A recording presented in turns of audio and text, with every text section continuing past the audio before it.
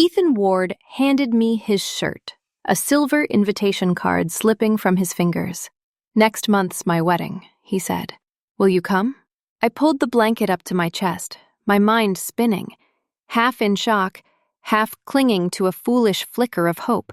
Lifting my chin, I forced a teasing smile. "Proposing to me like this, Ethan?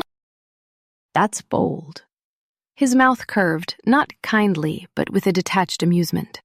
His eyes, cold and unreadable, swept over me. "Harper Lynn, you didn't think I was marrying you, did you?" My heart plummeted. Just moments ago, I'd believed our secret affair might finally have an ending worth remembering. Instead, it shattered. Quietly, cruelly. He always did that. Fed me affection until I almost believed in it, only to rip it away when I reached out. I tried to breathe, pretending calm as I opened the card. The name printed in bold nearly crushed my chest. Chloe Adams. A new intern at our company. Sweet, polite, the kind of girl whose smile made everyone soften. My head throbbed. Ethan stood before me, shirt half-buttoned, a faint bite mark still visible on his shoulder. The hotel suite was littered with torn clothes, silent proof of last night's madness. We'd been entangled for 3 years. I still remembered that first morning beside him, tracing his chest, whispering, "So, what are we, exactly?" He'd laughed, eyes hazy with sleep. "The company forbids office romances," he'd said. I was naive enough to take that as a promise. Love, just hidden in the dark. Now he spoke of another woman as if explaining a simple fact. "On our last business trip," he began slowly, "she confessed to me. We'd both had too much to drink. One thing led to another. She was scared, crying. It was her first time. I thought I should take responsibility, protect her. You don't meet girls like that anymore." Each word was a blade, slicing deeper. His meaning was clear. I was used, and therefore disposable. A dry, bitter laugh escaped me. I crouched to gather my clothes, dressing quickly. He came up behind me, hands snaking around my waist, his breath warm with whiskey. "Don't be mad. Even after I'm married, we can still see each other. Every week. Maybe every month. You and I, we fit." Rage trembled through me, but I steadied myself, forcing a calm smile. Tilting his chin up with my fingers, I said softly, "You've worked hard these 3 years. I'll bring a fat envelope to your wedding. Call it payment for your services." His jaw tightened. "Harper, are you trying to make me angry? Or are you jealous?" "Don't tell me you've fallen for me." I laughed, slinging my purse over my shoulder. "Love you? Please. We were never anything more than good in bed." I walked out without looking back. But in the corner of my eye, I saw his face freeze, his hands shaking. Humiliation burned through me. 3 years of my youth. Just a private joke he'd never take seriously. Outside the hotel, the night air cut sharp against my skin. I lit a cigarette, watching the smoke blur the city lights. It was our last business trip together. The flight home left at 4 a.m., 5 hours from now. Crushing the cigarette under my heel, I took out my phone and dialed a number I hadn't called in years. "Dad," I said quietly, "about that marriage you once mentioned. I'll think about it." After hanging up, I didn't go to the airport. Instead, I rented a car and drove through the night, nearly 400 miles back to New York. The highway blurred past in streaks of neon and rain. Memories rewound like an old film reel. How had Ethan Ward and I ended up in something so reckless? 5 years earlier, we'd sat in the same interview room. Out of more than 100 fresh graduates, only 2 of us got hired. On the first day of training, during a short break, he walked over.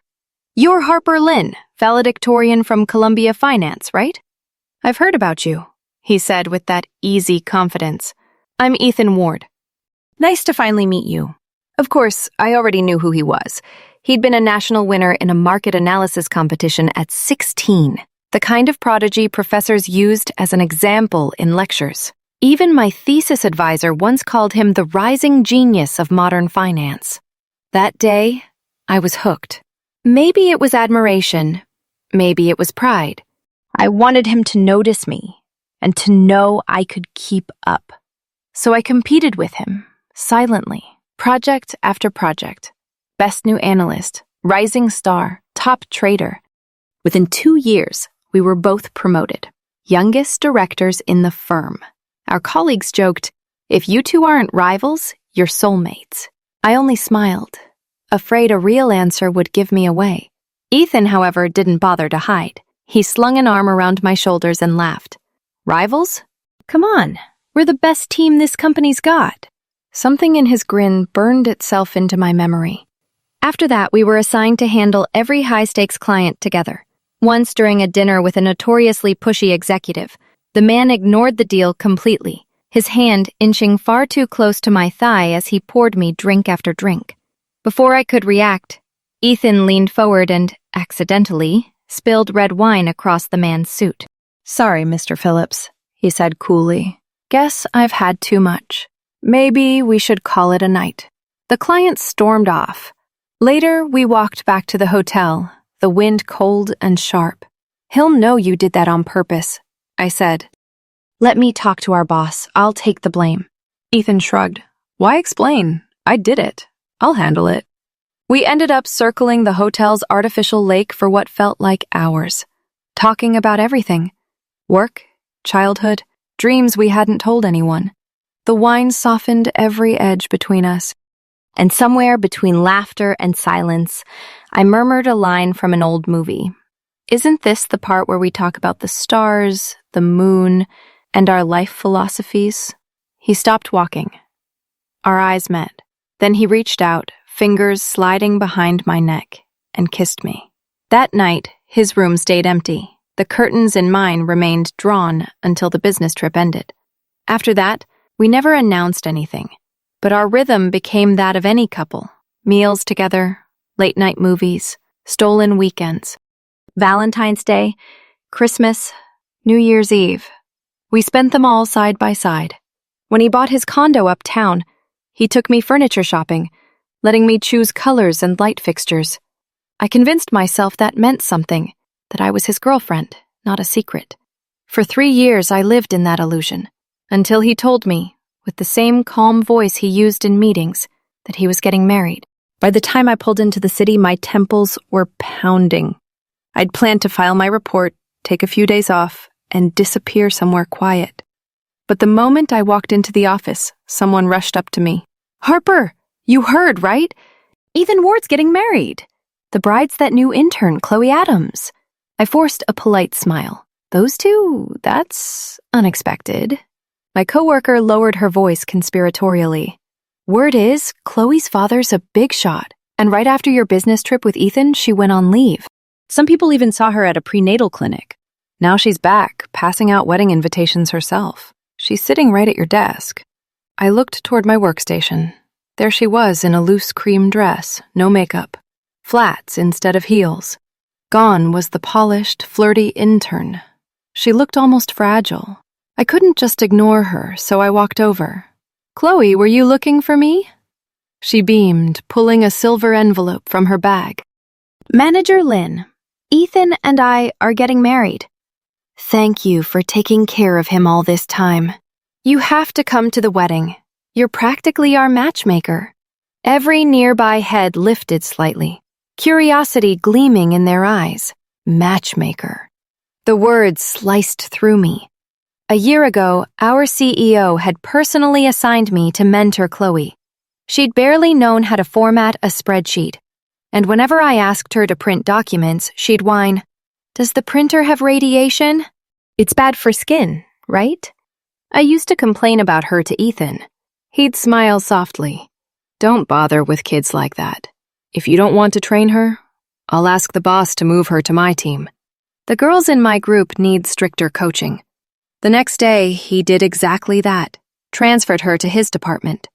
I thought he was being considerate, thought he was easing my workload. Now I realized I had handed her to him myself. A voice cut through my thoughts. Ethan strode in, suitcase in hand, his tone calm and deliberate. "Of course Harper will come," he said easily. She already promised to bring a very generous wedding gift. Chloe's eyes lit up. She ran to him, wrapping her arms around his neck right there in front of everyone. Ethan laughed, tapping her nose the way he used to tap mine. My chest tightened. Just 3 months ago, he'd done that to me, smiling the same way. When I'd asked why, he'd shrugged. Saw it in a movie. Wanted to try. The humiliation was suffocating. He'd betrayed me. Yet I had no right to accuse him of anything. No title, no claim, no voice. He turned back toward me, expression unreadable. "How about it, Harper?" he said lightly. "Would you like to be Chloe's bridesmaid?" The office went dead silent. So quiet, I could have heard a pin drop. Every eye was on me, waiting. My hands slipped behind my back, nails digging into my palms until pain steadied me. It was the only thing stopping me from slapping Ethan Ward across the face. Before I could speak, our director's voice cut through the tension. "Is this a coffee break, or do you all have jobs?" she barked. "Ward, Lynn, my office. Now." The click of keyboards filled the room again. As I turned, I caught sight of Chloe Adams standing beside Ethan. Our boss frowned, icy calm. "Security," she said into the intercom. "Remove access for all former employees immediately. This is not a social club." Chloe's face flushed red. I felt a flash of satisfaction, but kept my expression perfectly neutral. Inside the meeting room, I gave my report first. Ethan sat there, unfocused, his gaze distant. "Ward," our boss snapped, tapping the table. "Are you even here? Getting married doesn't mean your career's over." He blinked, looked at me for a moment, something like regret in his eyes. Then exhaled and began his presentation. When he finished, she nodded. "Good. Tomorrow night's the LICORP Gala. You two will attend. Whoever lands that partnership will be promoted to vice president." She dismissed us with a wave. I grabbed my bag, head throbbing, ready to go home. But before I reached the lobby, Ethan blocked my way. "What now?" I sighed. He looked irritated, jaw tight. The silence stretched until he finally asked, "You really don't care that I'm getting married?" A bitter laugh escaped me. Why would I? We were never a couple. He stepped closer, close enough for me to feel his breath. The intimacy that once thrilled me now made my skin crawl. "Oh, really? Then what were we?" "Colleagues," I said flatly. "And after this, competitors." His brows knotted, anger flashing in his eyes. Then Chloe appeared, calling softly, "Ethan, there you are. I've been looking everywhere." She looped her arms around his neck. He kissed her forehead deliberately, his gaze locked on mine. "Just a reminder, Director Lynn," he said coldly. "Don't lose yourself chasing that VP title. Promotions should come from skill, not looks." Chloe tugged his sleeve. "Ethan, don't say that. I know people gossip, but I don't believe Harper got deals because of her face." The rumors had never bothered me, until now. Hearing them from their lips felt like a dozen knives twisting in my chest. I met Ethan's gaze, and let a faint, mocking smile curl on my lips. "You don't need to worry about me, Director Ward," I said evenly. "Just don't drink too much and let your animal instincts show again." I glanced deliberately at Chloe. Ethan's expression froze, the muscles in his jaw tightening. For a heartbeat, the air between us thickened, sharp enough to cut through. I turned away first, fighting the sting behind my eyes, and walked off before the tears won. By the time I reached home, I felt hollow. I collapsed onto the couch, motionless, as daylight bled into night. The silence pressed in until it finally broke me. I thought about what Ethan once said, that I was like a hard-to-keep flower, full of thorns, yet fragile. Back then I believed he understood me, that he was the one I'd been waiting for. So I gave him everything, my patience, my pride, my love. Now I see the truth. When you love someone too deeply, happiness fades first, and only pain remains. Real love, I've learned, should soothe the wounds it causes. Ethan's love didn't. He withdrew it, leaving a blade of emptiness lodged in my chest. But I've always been the kind who, once hurt enough, lets go completely. Before, I was 70% his, 30% my own. From now on, it's 80% me and 20% for whoever dares try again. I hugged myself and cried until exhaustion pulled me under. When I woke, sunlight leaked through the blinds. In the mirror, my eyes were swollen and red. Tonight's the LICORP Gala. The last thing I wanted was for Ethan to see weakness. I booked an emergency session with a stylist our company often worked with, someone Ethan also knew. She worked quickly, pressing cooling pads over my eyes, curling my hair into soft waves. Just as I was about to leave, the door opened. Ethan stepped in, with Chloe at his side. "Well, Director Lin, what a coincidence," he said, tone casual but eyes sharp. Coincidence? Or arrangement? Only he knew. "I'm taking Chloe to the gala tonight," he added. "You don't mind, do you?" My eyelid twitched. I'd long grown numb to his little provocations. Why would I? I smiled coolly. "Don't flatter yourself." Chloe's cheerful expression vanished. "Harper," she said stiffly, "Ethan and I are getting married soon. Please, watch what you say. I don't want people getting the wrong idea." A lump rose in my throat, heavy and bitter. She was his fiancée, publicly, proudly. If I exposed what had been between us, the only one humiliated would be me. I drew in a slow breath, forcing composure. "I'm sorry," I murmured, grabbing my bag and walking out. Just before the door closed, I heard Chloe tell the stylist, "Give me the exact same hairstyle as hers." Something inside my chest clenched so hard it hurt to breathe. I had just parked when my phone lit up with an unknown number. The second I answered, a familiar voice barked, "Harper Lin! Unblock me right now!" I frowned, opened WhatsApp, and found the only person I'd ever blacklisted.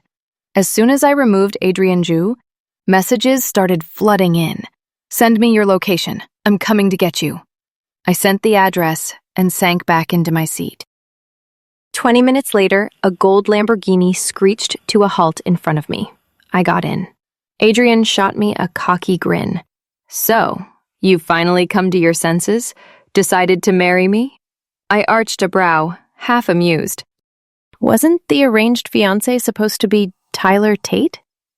What happened? He smirked, flashing perfect teeth. "Your dad switched.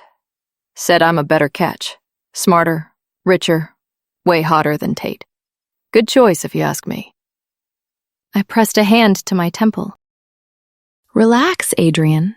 I still reserve the right to call off this engagement." He scoffed, slamming his foot on the gas. "And you're going to that gala dressed like this? You look like you're running errands, not attending LICORP's event." We sped through the city until we reached the rooftop suite above the venue. Inside, a team of stylists and makeup artists were waiting, racks of glittering gowns lined up under soft lights. I gave him a pointed look. Adrian cleared his throat, cheeks slightly pink. "I just don't want you embarrassing me tonight. Don't get the wrong idea." Then, in true Adrian fashion, he vanished before I could respond. He was the youngest heir of Joe Enterprises, my so-called childhood friend. Rich, reckless, surrounded by women, and every breakup ended the same way. "I'll marry Harper Lynn someday. You're just for fun. I'd blocked him years ago, tired of being anyone's excuse. When I met Ethan, I thought he was different.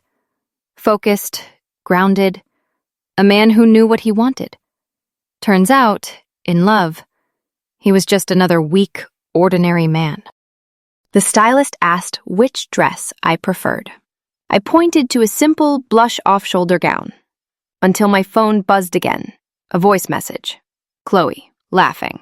Ethan, who's prettier, me or Harper? Ethan, chuckling. You, of course. Chloe. Then I'll wear the same dress she does so everyone can see she'll never compare. My fingers paused. Then I smiled to myself and changed direction. I'll take that one, I said, pointing to a deep emerald mermaid gown with a plunging neckline and open back. When the stylist finished, Adrian walked in with his assistant, stopped dead in his tracks. For once, he was speechless. The assistant nudged him. Adrian blinked, then opened a velvet box. Inside, an emerald diamond set glimmered under the light. I didn't protest as the stylist clasped it around my neck. Adrian stepped closer, eyes dark with something new. Let's go, he said quietly, offering his arm. My fiancé. Adrian Zhao was the host of tonight's gala. When we entered the ballroom, it was already full. Crystal chandeliers, murmured conversation, people sizing one another up. I slipped my arm through his and stood under the warm glow, every move observed. Across the room, in a quieter corner, Ethan Ward and Chloe Adams were standing close.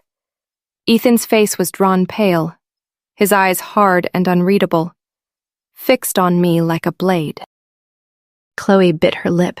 Jealousy darkened the perfect sweep of her makeup. After what felt like an eternity, Adrian's assistant approached to fetch him. I drifted toward the balcony for air, clutching a glass of red wine. The city glittered below. I inhaled and tried to steady my pulse. You chose to wear that. Ethan's voice was at my back, cold as ice. I tilted my chin, letting a faint, sardonic smile appear. Oh?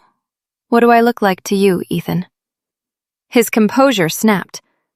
He stepped forward, palms on the railing, boxing me in with his presence.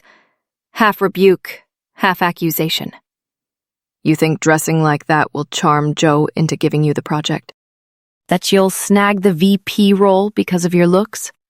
Don't soil yourself, Harper.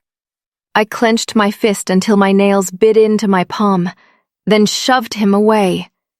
The slap landed with a sudden, loud crack, the sound of everything I'd swallowed these past months. What are you, Ethan? I hissed, each word a blade. A real what? A mercenary? Aren't you selling yourself already? You're marrying Chloe because her family brings Tansheng development to the table, aren't you? The partnership is in your top drawer, right? You're trading a wedding for a contract? My accusations cut close. Ethan's pupils fluttered. Rage and something else, shame, flickering across his face. He turned his head, avoiding my gaze. Then a glass of red wine arced through the air and drenched me. Burgundy ran down my chin and soaked the back of my gown. Cold and sticky.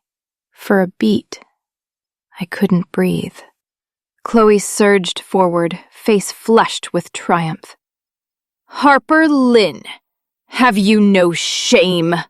She spat, pointing. Her voice trembled with the possessive fury of someone guarding a future she believed secure. She leaned in, whispering only for me to hear. Ethan doesn't need you anymore. How dare you cling? He said your name in bed, but he only had you for comfort. I like taking other women's men, she added venomously. I want the whole world to know, if I signal, his bed is mine. Her words were needles in what little pride I had left. Once I had felt sorry for her, thinking her the hidden, unfortunate victim. Now I recognized the truth. She was no victim. She was an active intruder. I forced a slow breath, swallowing my anger down. A cold idea rose in me. If they were using a marriage to buy a contract, I wouldn't let it end there. I looked at the red stain on my dress and then back at Chloe. "Thank you for your congratulations," I said, voice steady. "If you like, I'll let you enjoy the spotlight for a few weeks." My words stunned her. A hush rippled through the crowd. Whispers swelled. Ethan flinched, discomposed. Suddenly, Adrian appeared behind me. Without missing a beat, he shrugged his jacket from his shoulders and draped it around my damp shoulders. His tone was low, measured. "Harper, I'll take you outside." That night, under crystal light and murmured gossip, a few hands of the game were exposed. The board, however, was far from finished. My campaign of quiet retribution had only just begun. "Harper, are you all right?" Adrian Jew had barely finished dealing with the guests before he came looking for me. Before he could reach my side, Chloe Adams stepped forward, eyes glistening, voice trembling with perfectly staged emotion. "Mr. Jew, I have to expose this woman tonight," she cried.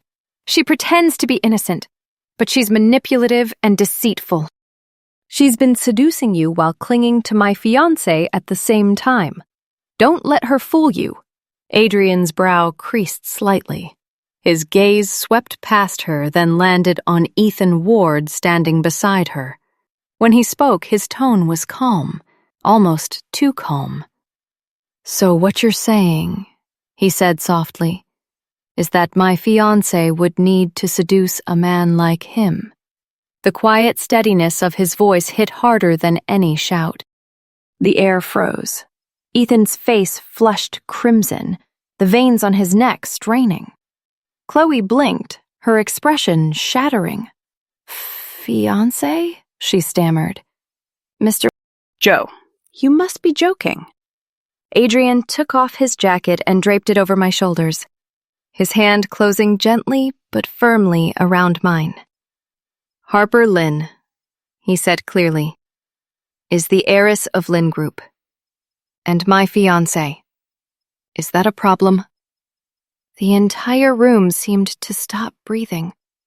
Chloe's face went sheet white. Ethan stepped forward quickly, covering her mouth with his hand as if to stop more damage. "I apologize, Mr. Joe," he muttered. "She's young and impulsive. We'll compensate Ms. Lynn for the dress." I looked him over, a faint smirk curving my lips. The suit he was wearing, that was the one I'd bought him. I knew his worth better than anyone. "You can't afford it, Ethan," I said coolly. "Not the dress, and not the 3 years of my life you wasted." I tightened my grip on Adrian's hand and turned to leave. Behind us, Chloe broke free, shouting, "Harper Lynn, you never loved him. You were just using him." Adrian stopped, glancing back with a calm, almost tender smile. His voice carried across the room.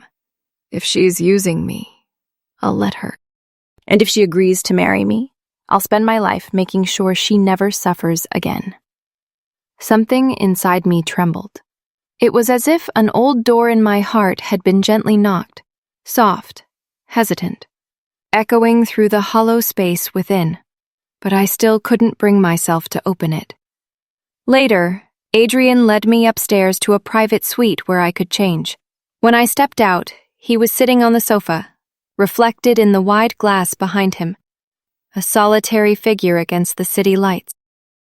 The moment he saw me, his easy smile returned, bright and effortless. "Come on," he said. "Let me take you home." I shook my head.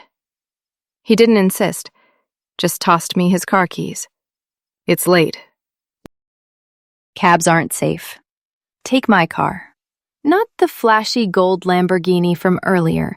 This time it was a sleek black sedan, quiet and solid. A different kind of Adrian Joe, one the world rarely saw. I parked by the curb outside my apartment building, only to see someone already in my usual spot. Ethan Ward. He leaned against his car, cigarette between his fingers, ashes scattered deliberately at his feet. I honked once but didn't get out. He didn't move. Finally, I stepped from the car, voice flat. "Move or I'll call security." He crushed the cigarette under his shoe and came closer. The thick smoke curled between us, nauseating. "Why didn't you tell me you were the Lynn Group heiress?" he demanded. 3 years, Harper. You hid everything." What was I to you? I almost smiled. Lucky, I thought. Lucky I never told you. I turned away, but his hand shot out, gripping my wrist. "If I'd known who you were, I wouldn't have gotten tangled with Chloe," he blurted. "You're the one I love, not her. If I'd known." His words blurred together. Before I could react, he grabbed me and forced a kiss. Rough, desperate, disgusting. Revulsion flared through me. I drove my knee upward, hard. He doubled over with a strangled groan, collapsing to the ground. I wiped my mouth with a tissue, spit twice, then tossed it straight at him.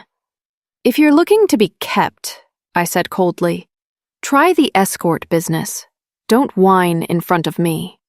"Your cheap love makes me sick." "Stay out of my sight, because if you don't, one call to the coal corporation will erase you from this industry." I got into the car and drove off. In the rearview mirror, he was still curled on the pavement, motionless. Down by the river, I parked again and sat there, letting the wind cut through the night.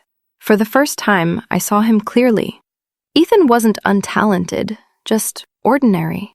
He'd always wanted to climb higher, to prove himself, to hide his inferiority under ambition. In the end, he only ever wanted to be someone's rich son-in-law.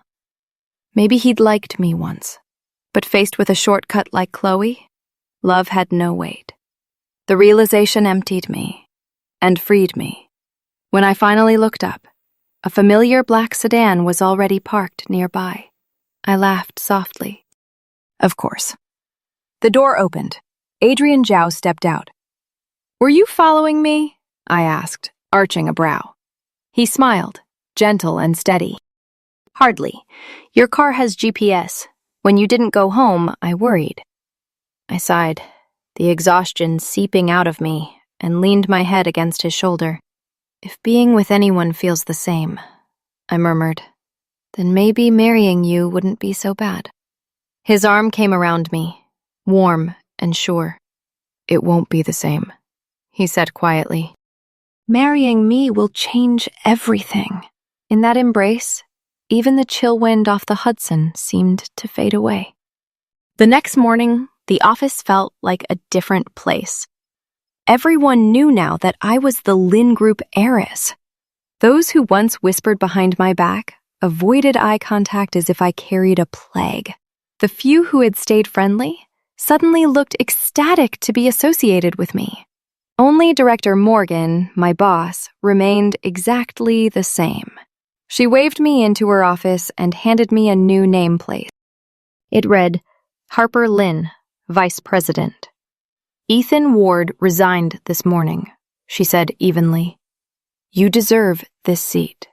Then she looked up, brow arched. "Don't tell me you plan to quit, too, now that you've reclaimed your title as the Lynn heiress."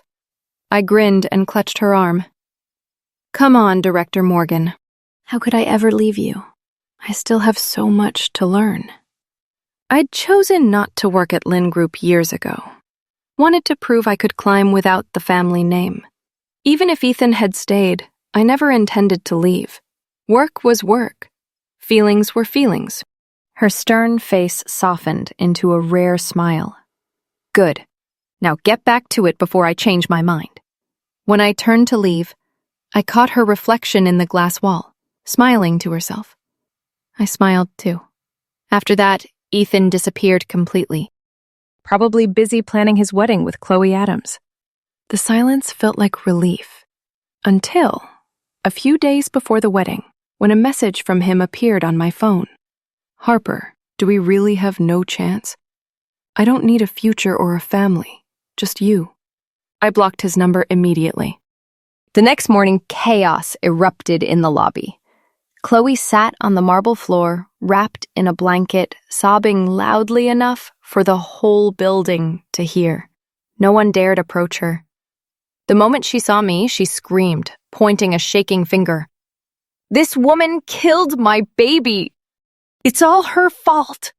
I froze. Whispers spread. Someone rushed over to explain quietly. "She miscarried last night. Said she read Ethan's messages to you and lost control." Chloe's wails rose higher. "You home-wrecking slut! You knew he was engaged. You'll pay for this." But now that everyone knew who I was, no one believed her. "Harper Lynn's dating Adrian Zhu. Why would she chase Ethan?" "She's lying. That guy's not worth it." "Knew it. Ethan Ward's never been clean." I simply smiled, took out my phone, and called the police. When the officers arrived, Ethan burst through the doors, face ashen. He grabbed Chloe by the arm. "Enough," he hissed. "How long do you want to humiliate yourself?" As he dragged her toward the exit, he glanced back at me, eyes heavy with regret. The sight almost made me laugh. Almost. But all I felt was disgust. The scandal at the firm hadn't yet cooled when Ethan Ward and Chloe Adams suddenly moved their wedding forward. On the morning of the ceremony, Chloe opened a public live stream titled, "The Man the Lynn Heiress Couldn't Have Marries Me Today." I called my father, ready to have the broadcast pulled. He sounded calm. "No need. Someone's already taking care of it." Puzzled, I opened the stream. Ethan looked gray, hollow, like a groom at his own funeral. As the vows began, the grand doors burst open. Adrian Zhu's assistant led a line of suited men down the aisle. Before Ethan could react, the assistant snatched the mic from the host and announced, "On behalf of Miss Harper Lynn, we are filing a formal lawsuit against Ethan Ward and Chloe Adams. Behind me is the full legal team of Zhou Enterprises." His voice sliced through the hall like a blade. He laid out every defamation and public slander Chloe had made against me, how her lies had damaged both my reputation and mental health, painting me as the other woman. Then, the ballroom's giant screen flickered to life. A video played. Chloe throwing a glass of red wine at me during the LICORP gala, followed by Ethan's own voice. "How much was her dress? We'll pay for it." Next came a breakdown of costs. Designer gown, $500,000. Emerald diamond set, $680,000. For Adrian, those numbers were trivial. For Ethan, they were Everest. The crowd buzzed, whispering, until Adrian's assistant adjusted his glasses and said evenly, "Mr. Ward, we found something else you might find interesting." Another video began. Chloe, years younger, sat in a dark bar, feeding whiskey into the mouth of a balding, middle-aged man, while his hands roamed freely under her shirt. Then came footage of her entering hotels with other men. Gasps rippled through the hall. I wanted to look away. Then an audio clip played. "Here's 50 grand. Get rid of the baby. Good thing you found an idiot to take the blame. After the wedding, don't pretend you don't know me." The man's voice was coarse, followed by Chloe's trembling one. "Mr. Kwong, I quit my job for you. You promised to help me into the finance firm, or the entertainment industry. You said I could be famous." The rest didn't need to be heard. Adults understood. Ethan's face turned black. Veins stood out on his neck. He grabbed a chair and smashed it against the control table, killing the screen. Then, in blind rage, he lunged at Chloe, hands clamped around her throat. "You lied to me!" he roared. "You said I was your first! How many were there?" Chloe clawed at him, gasping, until she realized the live stream was still running. "Where's the phone?" she screamed. "Turn off the stream!" By the time someone found it, her face was swollen from his blows. The feed cut. I watched it all from my phone. Expression calm. For once, justice had the perfect timing. Then my phone buzzed. Adrian's voice came through, smooth, amused. Well, satisfied, my fiancé? I smiled, exhaling slowly. It's a start, but maybe I'll give you a chance, Adrian Joe. Let's try dating. There was a pause, then his voice dropped, rough with surprise. Harper, are you serious? I teased. Maybe. I might change my mind. He shot back instantly. Text me your address. Now. I laughed, ended the call, and sent the pin. Who knew what tomorrow would bring? But for now, I'd take one step forward. Outside, the night wind rippled across the Hudson, cool and bright. If the world went dark again, I would simply light it myself. Adrian Blake, The Untold Chapter. I have only ever loved one woman, Harper Lynn. The first time I saw her was at my grandfather's birthday banquet. She was this tiny thing, sitting in a corner, completely absorbed in watching a trail of ants. I walked over, tugged one of her braids. Hey, who are you? She didn't get mad, just smiled, eyes curving into crescents. Shh, she whispered. You'll scare them away. That was the moment I lost my mind. Me, the young master of the Joe family, sitting on the floor all afternoon watching ants migrate beside her. When the banquet ended, she was about to leave. I followed her to the door, reluctant. Even when she got into the car, I still hadn't asked the question that stuck in my throat. When will I see you again?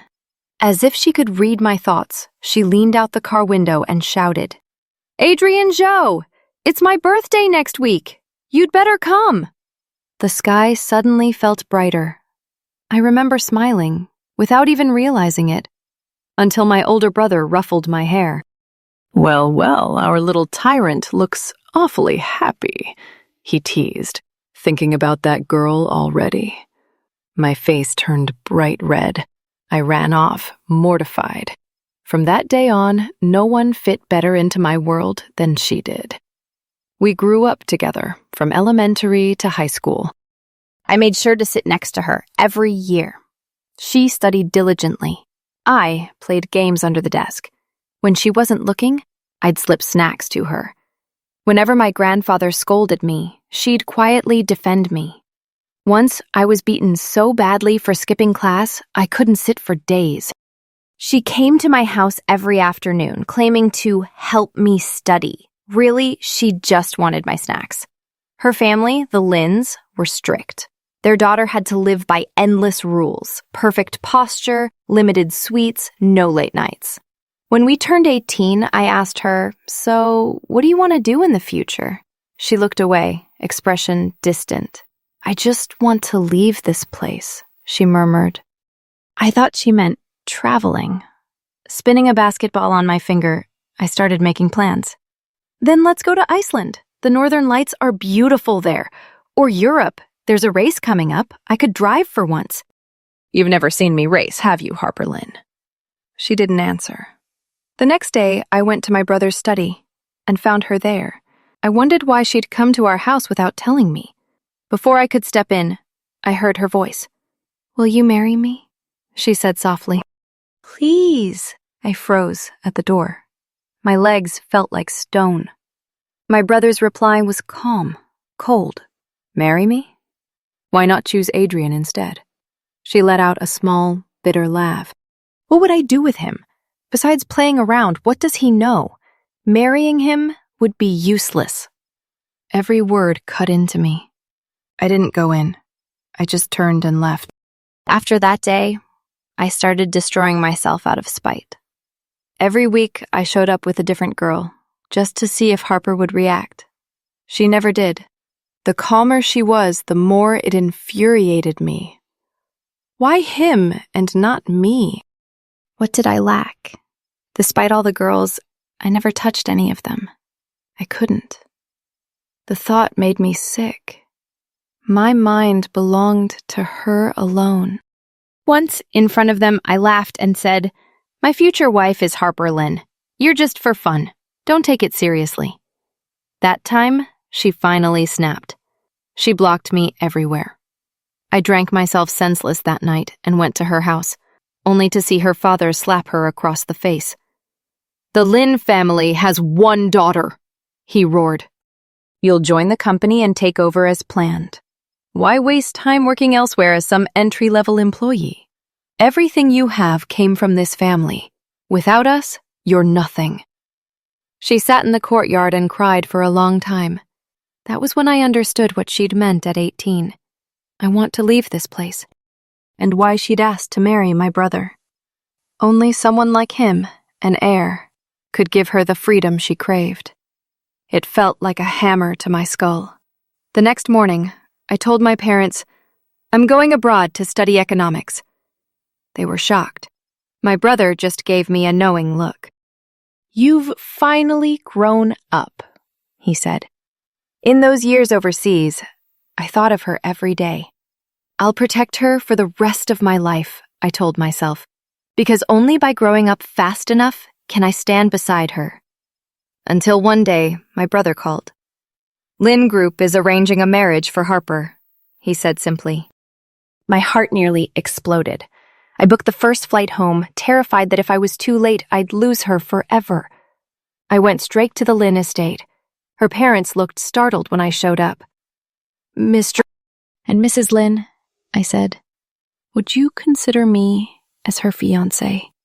They hesitated, torn between my family and another wealthy match.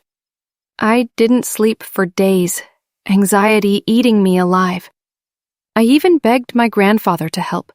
Finally, he called me in. "Lin family has agreed," he said, eyes amused. I almost jumped with joy. Then he coughed lightly. "But I have one condition. You'll take over the development project in the Western District." I agreed before he could finish. Even if it was a disaster of a project, I didn't care. I would have walked through fire for her. The moment I left the Joe estate, I couldn't stop grinning. The first thing I did was call her. "Harper Lin, get me out of your blocked list right now." My brother watched from the side, shaking his head. I clapped him on the shoulder, grinning like an idiot. "You don't get it, bro," I told him. This is what love looks like.